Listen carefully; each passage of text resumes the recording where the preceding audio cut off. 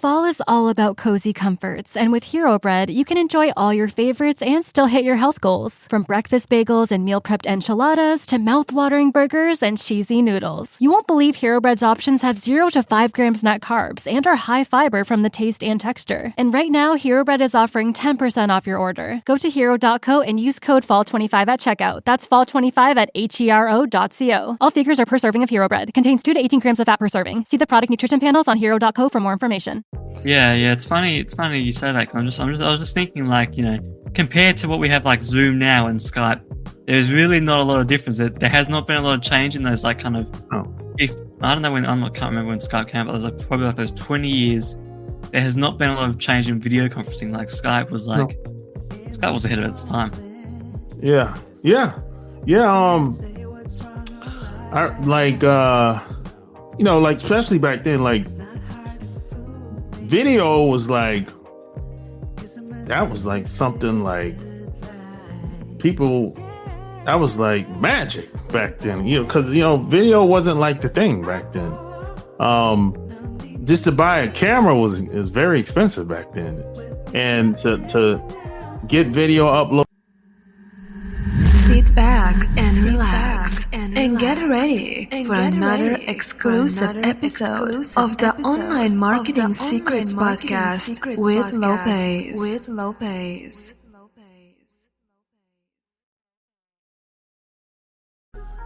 This episode is brought to you by ERC. Let me ask you a question. Did you have a business during the pandemic with 5 or more employees? If the answer is yes, you might be leaving money on the table.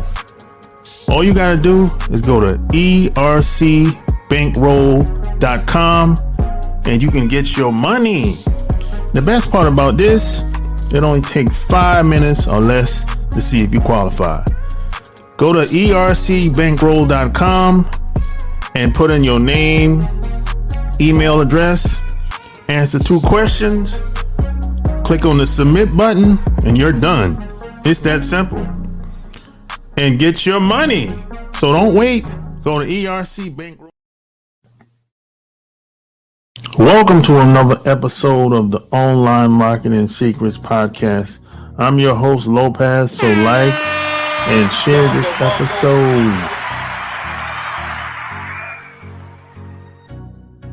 And P.S. and by the way, before I get started, I'd appreciate it if you would leave me a 5-star review on iTunes or wherever you might be listening to the show.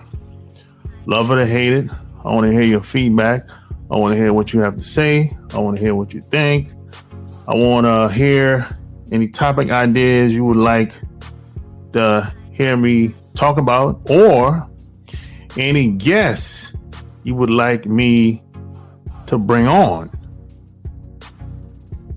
So send me your email at support@kingofcashflowwebsites.com. That's support@kingofcashflowwebsites.com, or just click the link in the show notes. So that's how you get a hold of me. So with that being said, my special guest today has been building online communities for over 10 years now. As a matter of fact, he got started building online communities when he was 10 years old. He has 80,000 members in his personal online community. And he also helps other people do the same thing as well, with platforms like Discord and Reddit to help them succeed online. And also, he's from Australia, which happens to be a country that I've visited for a long time now. So my special guest today is William Cook. Welcome to the show.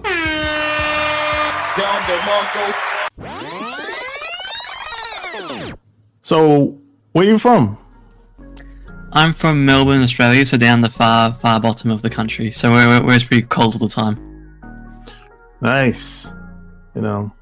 So when did you come online? When did you discover that there were even such a thing as online communities? When did that? How did you find out about these online communities? Yeah, so I originally started kind of back in like 2016, 17. I was kind of looking around different platforms, mainly just hanging out with friends on different platforms.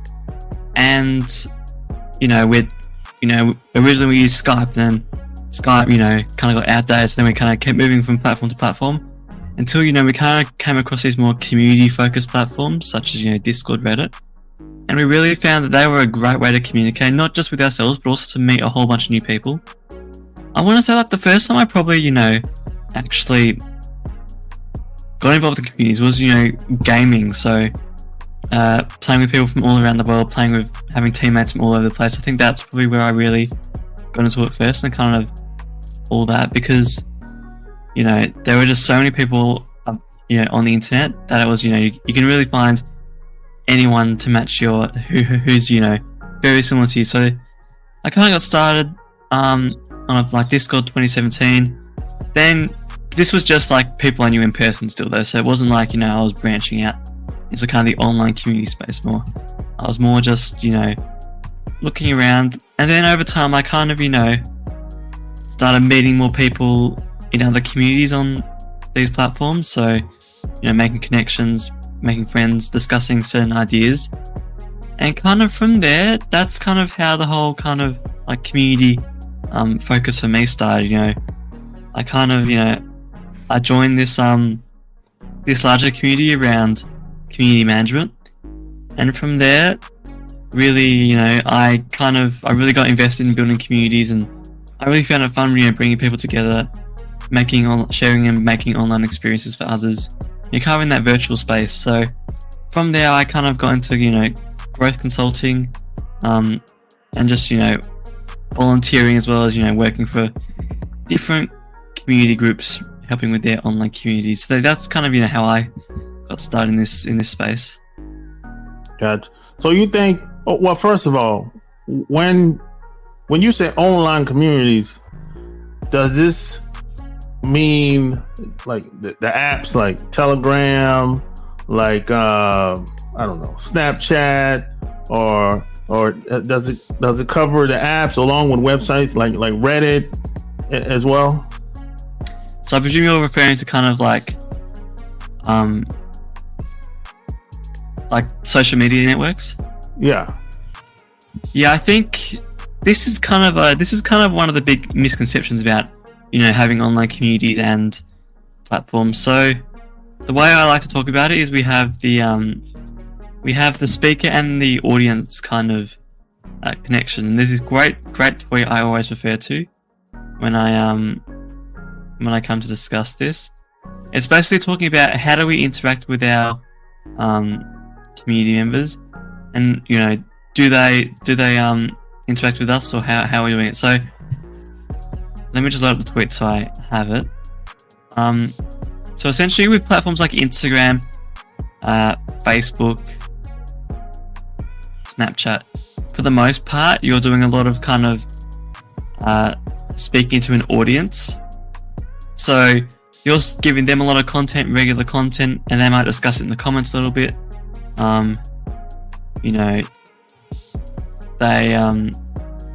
You have a following per se. Yeah. You have people who look at your content, who like your content, comment on it. Even on YouTube, subscribe to your content. And this is where you're kind of in charge of pushing all the content out and encouraging the discussion. On the flip side, which is where we look at platforms more like Discord, Reddit, Slack, all those kind of main platforms. Those are more what we call, user-facing places. So instead of you just pushing out content all the time, it's actually your members who are kind of making the content and talking to each other, where there's an actual members dialogue rather than an audience relationship. Because on Discord, it's not like you're pushing out content all day and all night. It's more so people are coming together to meet other people and connect in a far better, far more authentic way than through a platform like Instagram. communities as well, they need to be, they're like, they're kind of like families. They need to be nurtured. It's not like, an audience where you can just pump content out and people will start following. You have to kind of interact with people on an individual individual scale, and really, kind of build culture, branding, make a nice environment, and make it kind of welcoming. So that's, it's kind of really about which way the chairs face. Are you talking to people or are you talking with people?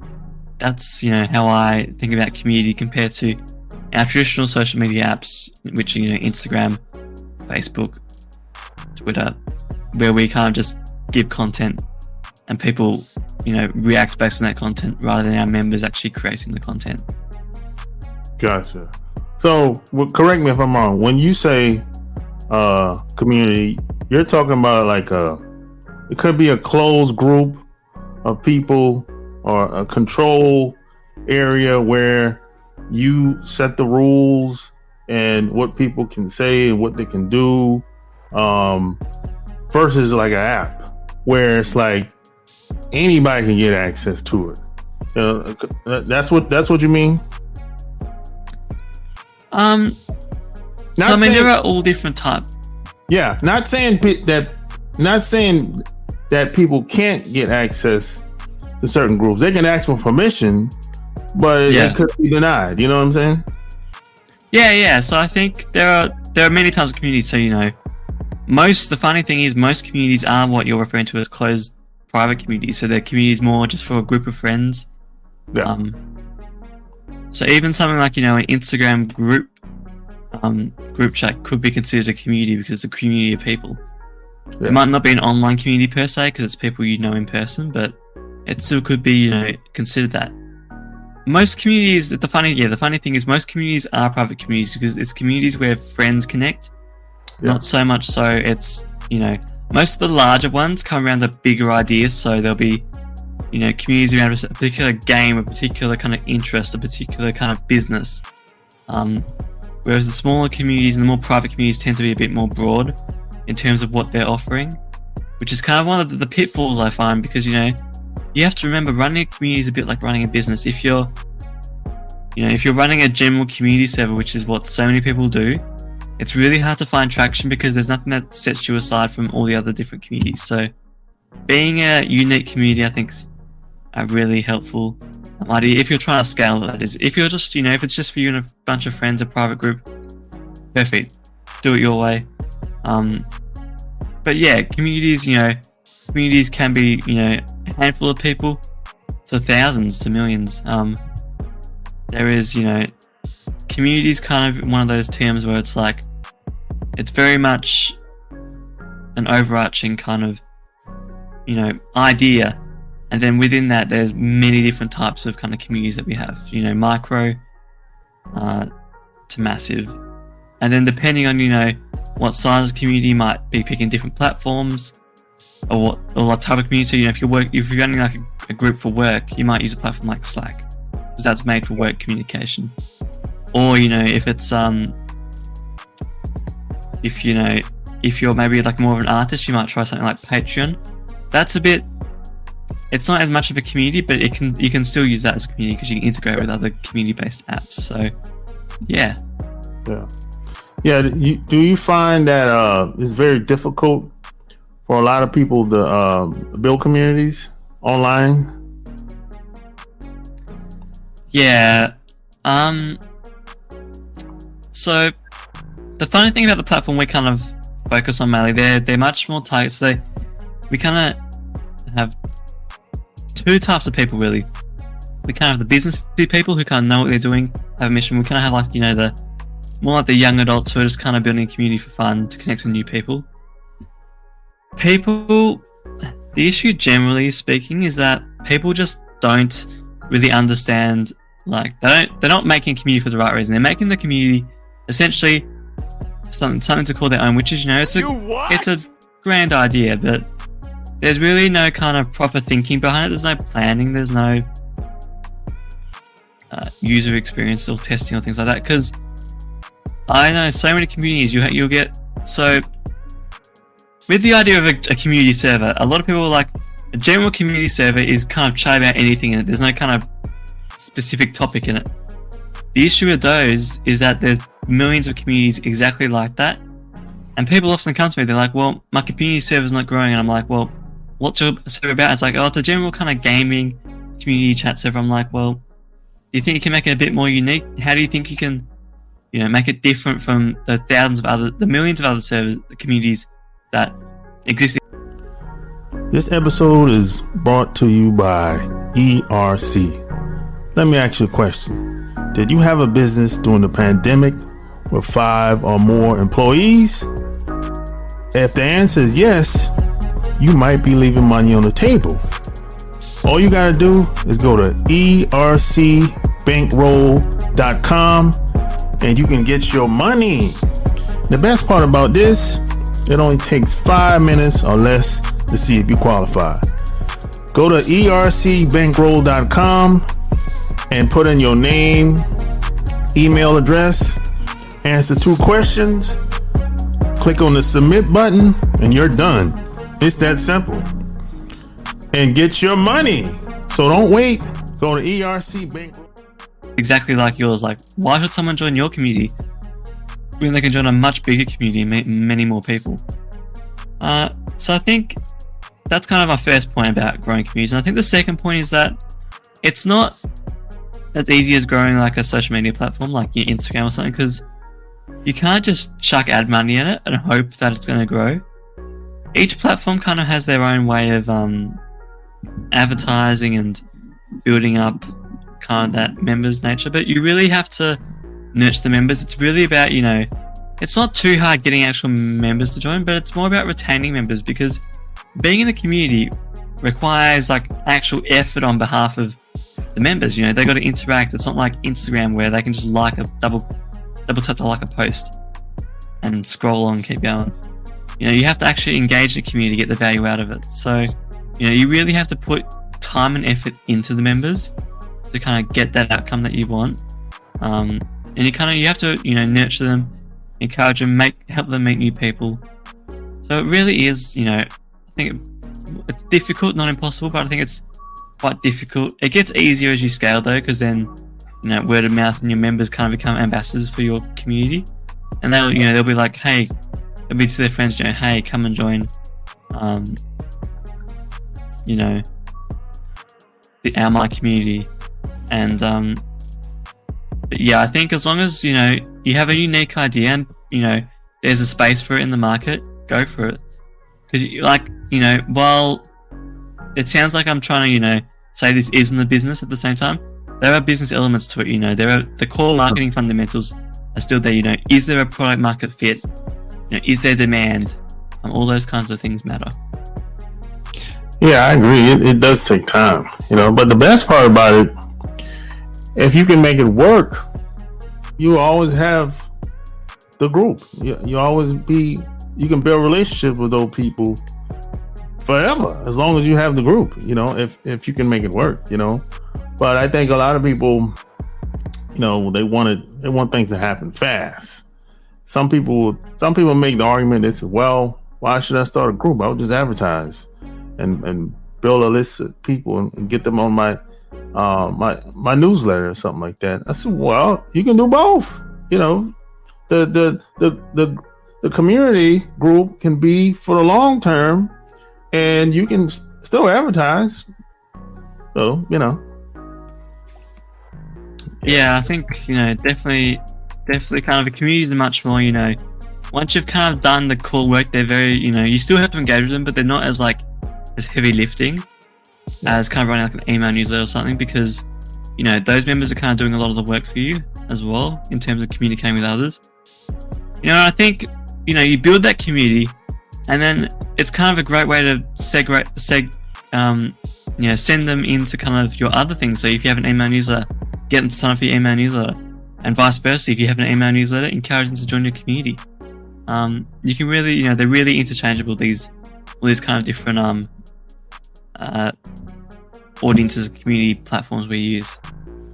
Yeah, I know gaming, man, is real big when it comes to communities. I've seen a lot of these communities online, and I think certain areas online, could be a profession or whatever, really benefit from having these online communities,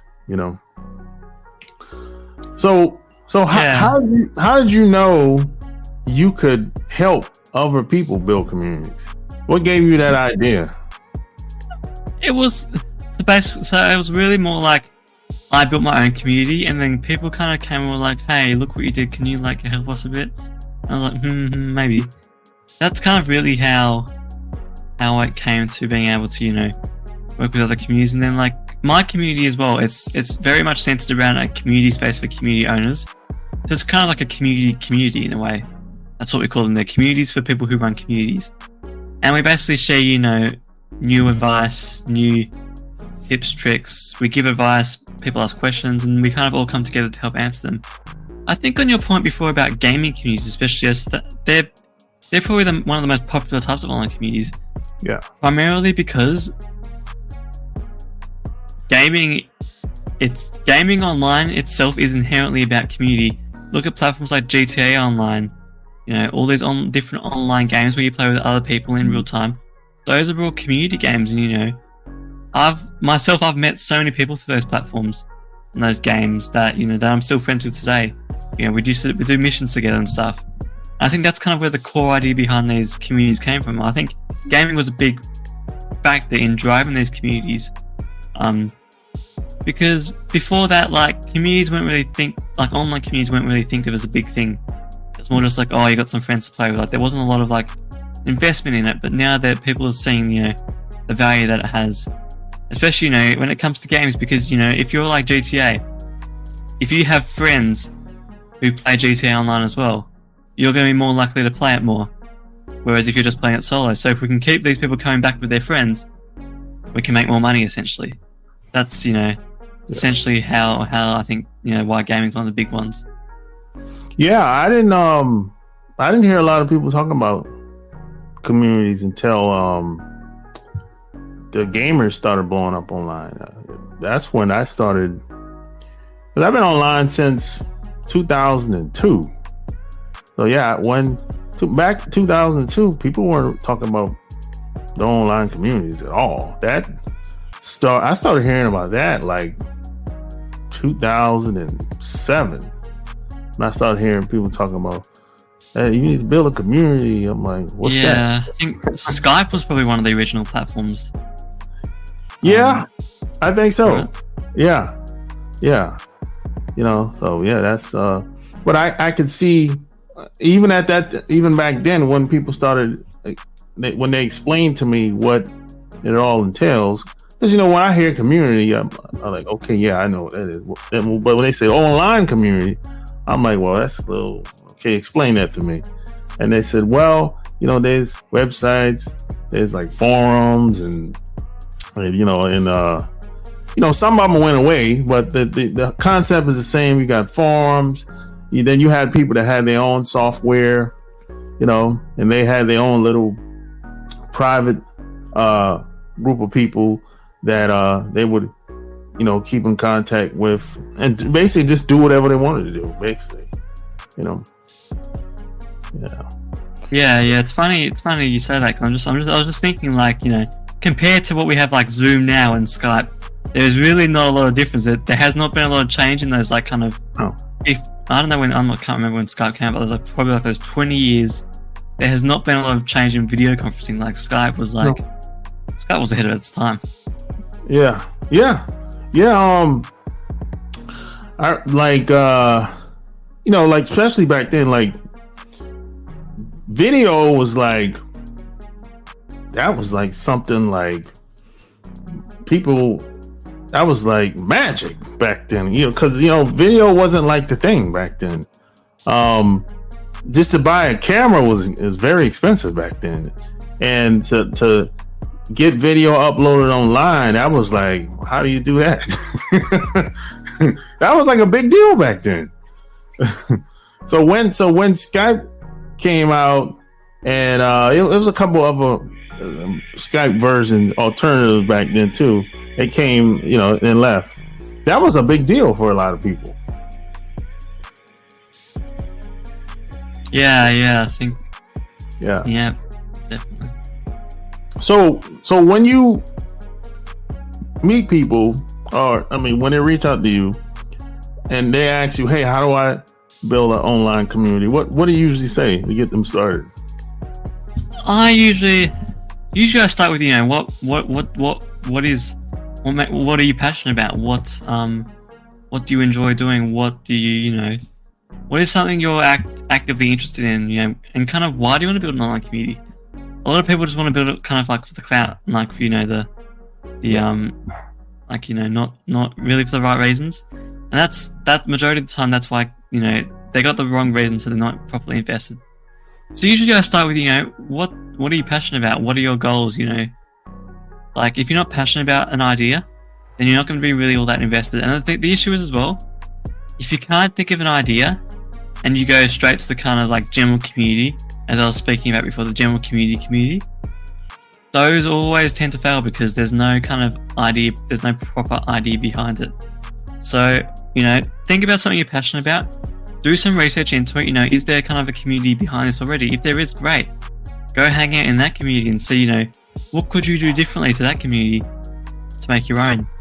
And you can also make plenty of people in there who would be happy to help you. I think as well, you know, looking at what you want the community to be like, do. You know, are you looking to make new friends? Are you looking to connect people, share information? These are all kind of important things you got to think about, and what we kind of put in what we call a community strategy, in order to kind of, you know, begin our community process. So yeah, think about what you're passionate about. Think about what interests you. Do you have friends who might want to help? All those kind of core ideas, I think, are important to think about before starting. So in a perfect world, who would be your ideal client? Or, you know, do you work with people that are in certain categories or specific type of people, or are you kind of like broad? So generally for community consulting, we're rather broad because community across all platforms is mostly the same. But what I specialize in mostly is community marketing. So, you know, there's many different parts of community engagement, community retention, community management, moderation policy, all those kind of things. For the most part, I focus on community marketing. So I'm much more targeted towards kind of the young adults, like targeting to young adults using platforms Discord, Reddit. Those are the kind of platforms I mainly focus on. So mostly working with gaming companies, a lot of Web3 based companies we've worked with. We've worked with a few anime, crypto, and yeah, just like a lot of gaming companies. They'll be okay, you know, we're building a game, we want to build a community around it before we release it so we can get feedback and stuff. I'm like, yeah, let's do it. So for me, like, I do all sorts of community consulting, but for the most part, I like specialize in community marketing in the kind of the more so the, you know, 21st century web. Gotcha. So if people wanted to work with you, where would they find you online? So you can literally just search Advertise Your Server. That's the company I run. It's the URL is aos.gg, so that's our corporate site.